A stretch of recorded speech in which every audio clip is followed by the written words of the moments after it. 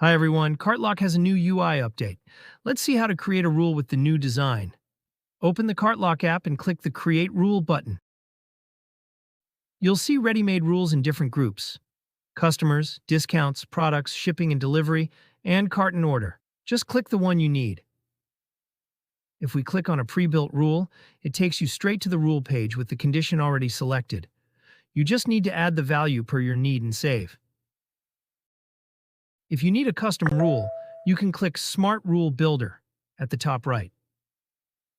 In step 1, pick one or multiple conditions from the list like products, total, quantity, weight, discount, customer, and shipping, etc. As soon as you pick the conditions, step 2 shows your match right away. Just pick, and your rule is ready for you to fill up the values.